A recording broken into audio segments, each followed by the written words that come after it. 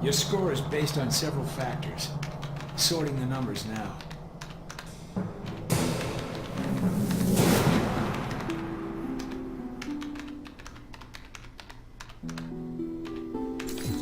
Very good. Above average performance for a trainee. Okay. You want to run it again? No, I don't think so.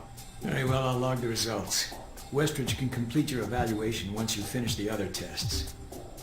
Did I do much better than the other recruits? You're the first raw recruit we've gotten since Alpha Protocol started. Then it wasn't too bad, I guess. It felt a little easy, but... Was there anything else? Excuse me? Intelligence, I mean. Ah, humor. Fine. That joke killed at graduation. It's no joke. The smallest event, if analyzed incorrectly, could have great repercussions. Like butterfly wings sparking a tornado? That kind of thing? Spare me the butterfly cliché. Guerrilla actions, nuclear tests, exposing a corrupt politician, a rise in grain prices, and... yes, the downing of an airliner in the Middle East. All of these things have the potential to create larger catastrophes. Okay. Controlling the repercussions of these events, getting agents the information they need to put fires out before they rage out of control, that is my job.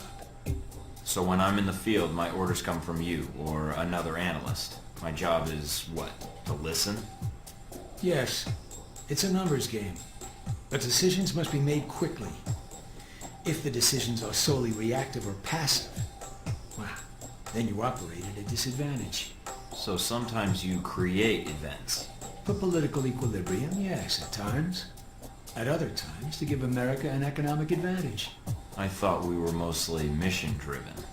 We are. But even you will see the effect that even seemingly minor interactions have on the structure of a mission. Carry the logic one step up, and it shouldn't be hard for you to grasp. You like working here? My responsibilities don't account for that, nor should they. You know, I actually thought you were the janitor when I arrived. That would either be an insult or an excellent deduction. I'm guessing the former. I was actually just trying to make conversation. But why would that be an excellent deduction? Because, Agent, Alpha Protocol can only maintain plausible deniability as long as no one knows we exist. That means continually cleaning and scouring data, masking our communication lines, and protecting our global positioning. I understand. That must be a full-time task, and an important one. Agreed. Even Westridge would say I hold the most important post in the facility. So in short, yes, I clean up after others, and if necessary, I'm the one tasked with shutting this program down. Shutting it down? Turning off the lights, putting up the chairs, locking the door. You? You get to shut this place down? Did you think Westridge would be the one? No. He might hesitate. But what happens to the... I mean, is there an escape route, or what happens? What do you mean, Agent? Be specific. I dislike dancing around an issue if one exists. What happens to the program? Seems like a waste of resources. You are correct. If ended, it starts again under a different name, with a new agenda. You sound like you've done this before. If I have, it's classified. Or perhaps I'm joking. Are we done here, Agent? I think I've answered all your questions. Some of them, yeah. The others can wait.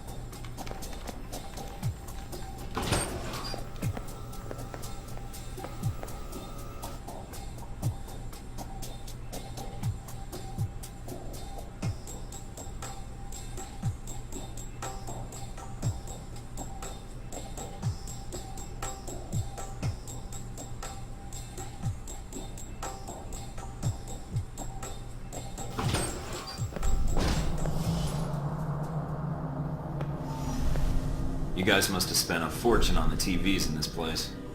You all done? You tell me. Now you're learning. I have to admit I was worried whether we'd be able to keep you here after you woke up in medical. You gave our staff a run for its money. Maybe it's their training that's in question, not mine. Fair enough. It'll be a good excuse to up the morning drills around here.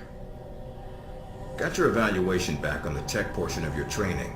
Looks like Darcy went the usual route with new candidates. Even so, I suggest a refresher course, either here or on the field. These numbers aren't good. Mina's report says you might need more practice on the gun range, but you're probably still shaking off the drugs we gave you. I'm still brushing up on my skills. Mina's a good teacher. I just need to be a better student. She is a good teacher. She has a good eye for potential. I'll let her know your thoughts. And here's a surprise, a positive evaluation from Parker. On the number side as usual, but he actually took the time to write a sentence. He did? What was the sentence? You may have been right about this one, Westridge. For Parker, that's high praise, assuming you don't let us down, Mike. Looks like that's it for the physical evaluation. Now for the hard part. Tell me why you're here. Not everyone gets chosen for this line of work, but you volunteered. Usually we have to ask. You ever had an intern position at a government agency? I have. Need I say more? All my exercise was moving papers from desk to desk. I'm here to do work, not sit back and manage it. I want to be out where the action is. I want to make a difference. What makes you think you're ready?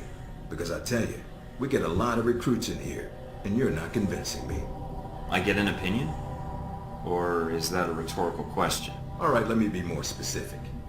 Beyond the guns, tech, and sneaking around in the dark, there's one last part of this job that nobody else here quite gets. I'm listening. Good, because listening is a large part of it. The way you talk to people, your attitude.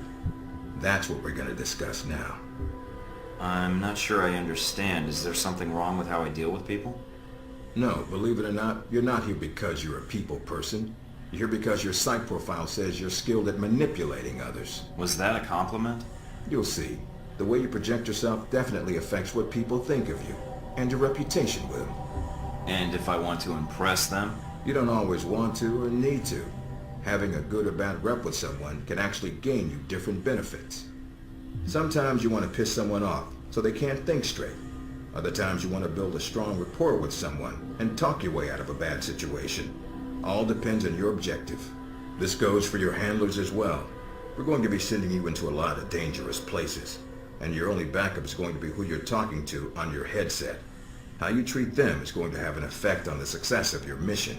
So if I piss them off, I'm screwed? No. A handler that likes you too much and puts emotions before the mission can be just as dangerous as one who resents you. This is a long way of telling me that I should just act the way I want. I didn't realize this was an acting gig. No, again, there are no bad choices, just results. Over time, folks may hear about you and your attitude before they meet you. They may have a preconceived notion of how you're going to treat them, which can affect their reaction. Well, maybe they should take the time to know the real me. If only. Time's something no one seems to be able to spare, especially during a conversation. Although that can be a plus. If I need a breather to assess the situation, right? The clock doesn't stop when you're speaking to someone. So if you need to get your second win before a fight, making small talk can buy you time. But if I'm running on adrenaline, won't chatting take me off my guard? It can. So if you need to get to the point, act instead of fight. For example, if you don't think I have any more to teach you, then you could just say, I'm done with this. I wouldn't think any less of you. You seem to have the basics down. I'd rather skip the pep talk and get started. Fair enough. Meet me in the command center, and I can give you a proper mission briefing. Good. 'Cause I'm sick of this room. Trust me, Mike. If it was up to me, you'd never see this interrogation cell again.